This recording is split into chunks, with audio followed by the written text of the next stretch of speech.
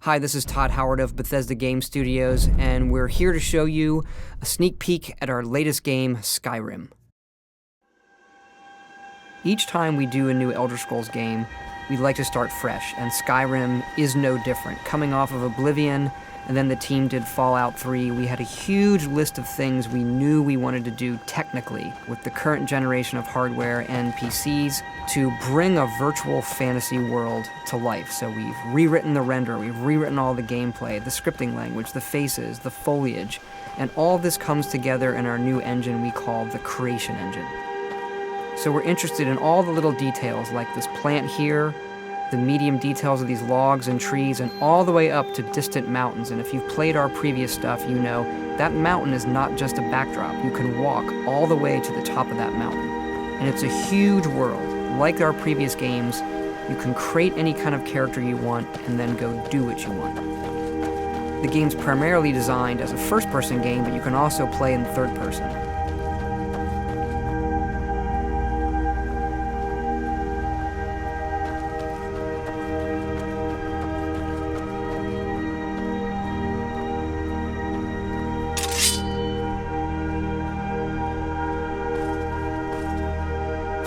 Our big motto for Skyrim is, you are who you play. So whatever you have in your hands, or whatever you're using, you're going to get better at, and then you're going to level up. The right trigger does your right hand, and the left trigger does your left hand.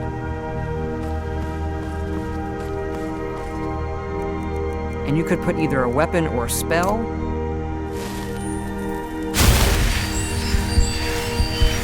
You can also dual-wield spells. What's really cool here is, if you put the same spell in both hands and pull both triggers, you can get a bigger, more powerful version of that spell. Up here we have standing stones. There are 13 of these throughout Skyrim's landscape, and they give you special abilities, but you can only have one of these active at a time.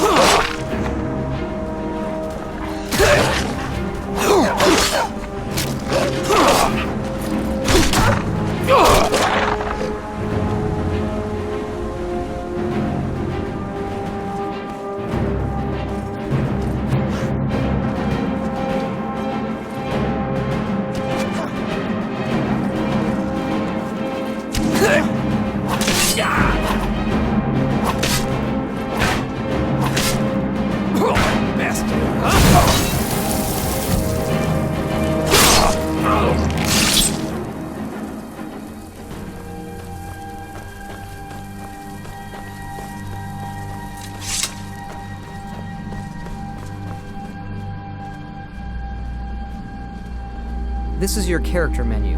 Here you can see all your items, not just what they do stat-wise, but also what they look like. Each of the thousands of objects you can find can be zoomed in, rotated, and looked at in high detail.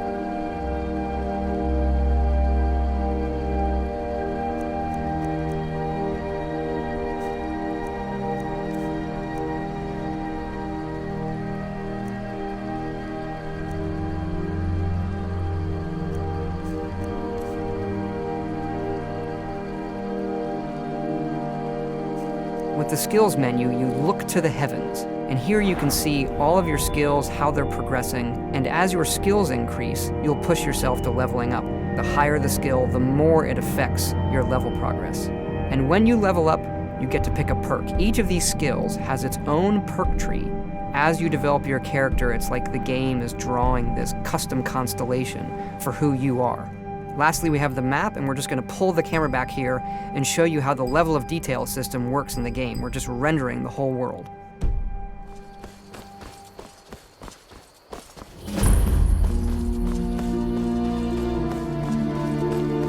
dragon! I saw a dragon! What? What is it now, Mother?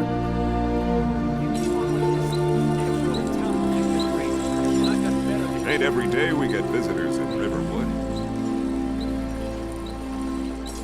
Gerda's family first settled here as woodcutters a few generations ago. She and Hod run the mill. I make a decent living sharpening axes and fixing the sawmill.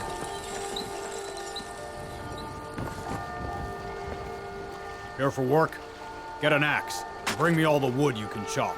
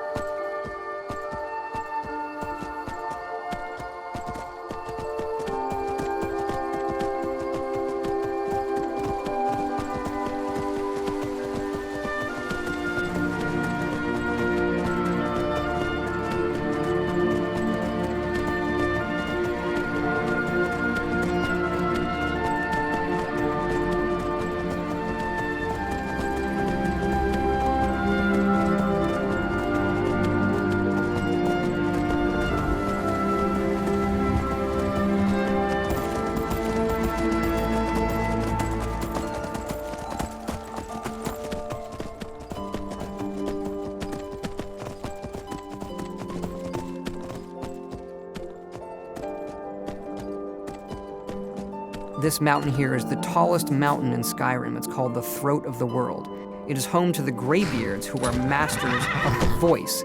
The voice is the ability to use the language of dragons and form these magical shouts. And this is a power that you will learn throughout Skyrim's main quest.